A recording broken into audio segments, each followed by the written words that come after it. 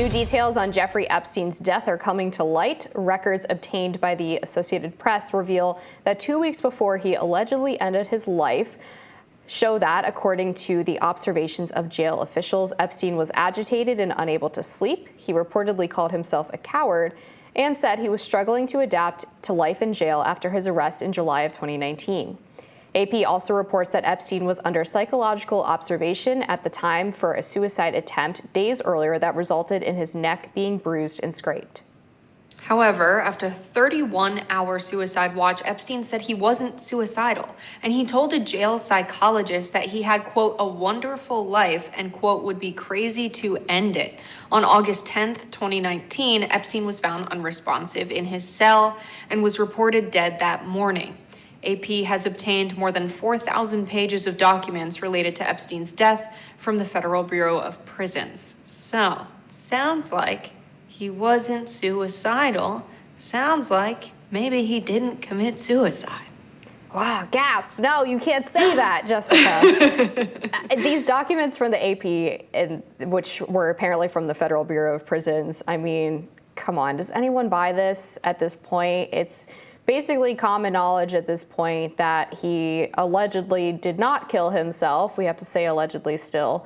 But if it is the case that he killed himself, why on earth would a psychologist take someone who was on a 31-hour psychological hold on suicide watch and have them just say, I have a wonderful life, I don't want to kill myself anymore, and believe it and take him off suicide watch? I mean, at the very least, that psychologist should be out of a job. Yeah, he could have honestly been extraordinarily suicidal. And then he was like, well, I'm having an even worse time when I'm on suicide watch than I was before. So I'm going to say whatever it takes to get out of this. I don't think we have our nation's brightest serving in the prisons as psychologists. I believe there are probably many good people who are very good at what they do serving in the prisons. Do I trust all of them to do a 100% job all the time? No, it's not a very attractive job to be a psychologist in the prison. And so I don't know if it's our nation's brightest serving in those prisons. Yeah, I just keep going back to all of the weird circumstances surrounding his death. The fact that the cameras supposedly weren't working in some cases. In other cases, the footage got lost. The weirdness of how physically he was able to commit the act given the way that the cell was set up. Everything about it is just strange, and it feels like one of these Occam's razor situations where the likeliest explanation or the simplest explanation is probably the correct one, and it just seems easier to acknowledge that he probably didn't kill himself than to have to explain all of the bizarre extenuating circumstances that don't really seem to have a good explanation for them.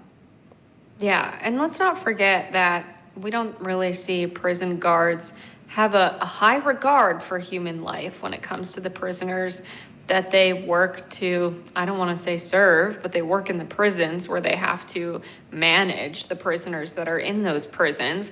I don't think they have a high regard for human life in prison. I think that's very clear when we think about the circumstances of prisons across the country and how frequent violent deaths and suicides happen and how frequent neglect is of prisoners who are in terrible medical conditions. So, is this intentional neglect where, the guards were not around and someone came in and killed Jeffrey Epstein? I can see a world where that's possible. I can also see a world where it's just like many other prisoners are treated with neglect, and he was actually suicidal because the people working in prisons don't have a high regard for the lives of the prisoners. I can honestly see it go both ways, but when we think about the power and influence of Jeffrey Epstein, maybe, as you said, Occam's razor suggests that people wanted him dead. People really didn't want him to be able to testify and be put under oath and potentially talk about other people that were involved in his unsavory activities on his island. Yeah, I mean, it sounds like a plethora of reporting has been coming out over the past couple of weeks regarding previously unknown connections between Jeffrey Epstein and Jamie Dimon, for example, who we were talking about earlier on the show. They were apparently friends or something to that effect. And there was a lot of high-profile people who are connected with Jeffrey Epstein who would be incentivized for him not to be able to testify or reveal who he was actually in cahoots with in terms of the pedophile ring that he was running. And most of the researchers who have looked into how he did business basically reached the conclusion that he would use the participation of these high-profile individuals in the pedophile ring in order to get them to keep their money with him and for him to manage their money. And that was how he became so wealthy. Not to mention the fact that he would take people down on his jet to this private island where all kinds of weird shenanigans were going on. And the fact that in Ghislaine Maxwell's trial, we learned that there were tons of people that she was responsible for grooming young girls for so that they could rape them or sexually abuse them.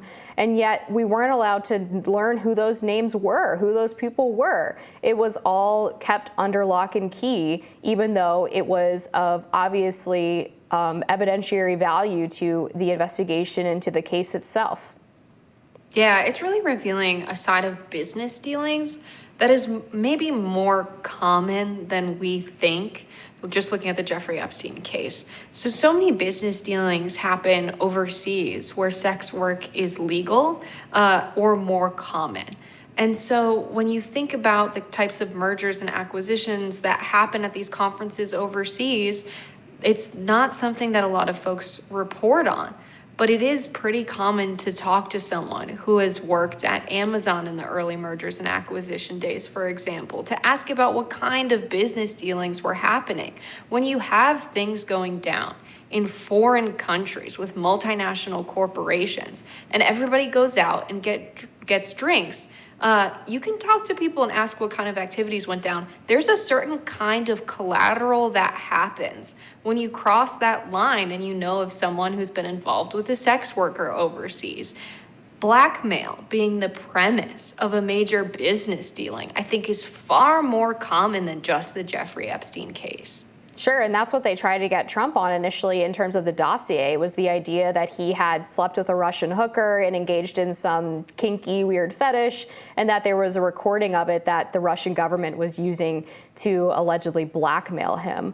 Also, according to the documents obtained by the Associated Press, Epstein tried to contact the disgraced U.S. gymnastics team doctor Larry Nassar while in prison. Bombshell alert, that's really bizarre. Of course, Larry Nassar was convicted of abusing all kinds of young gymnasts by posing as, well, he was a doctor, but he was basically using that position of power to abuse these girls under the auspice of providing them medical treatment.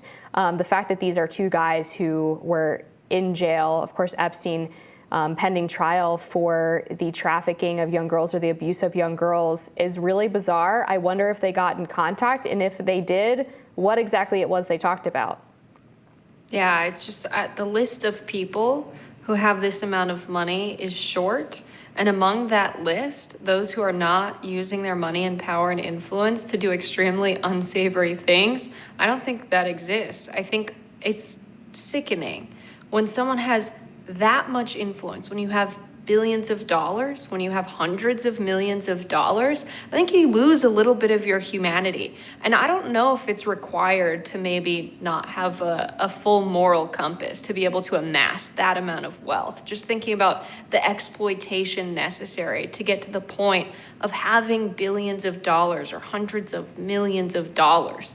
But then I think about, like, maybe the problem is that you have to have such low moral values to get to that point. Or is it the case that having that amount of money and power ends up corrupting you? I'm not sure. It's a chicken or the egg situation. But I think it's just another piece of evidence in the case for really reeling in extreme wealth in our society. We should have some sense that there's an amount that's too much, and it's good monetary policy to say, you shouldn't be allowed to hoard X amount of dollars. It's bad for our economy, and it's bad for our monetary system, and for morality and the poor women that were at Epstein Island. That's it for us today. Jessica, it was great to be back with you this week. Yeah, it was great being here with you. We ended on a banger. Absolutely. We'll see you next week. Be sure to like, share, and subscribe so you never miss any content. And for those of you who like to listen while on the go, we are now available anywhere you listen to podcasts. Thanks for tuning in to Rising. See you next Friday.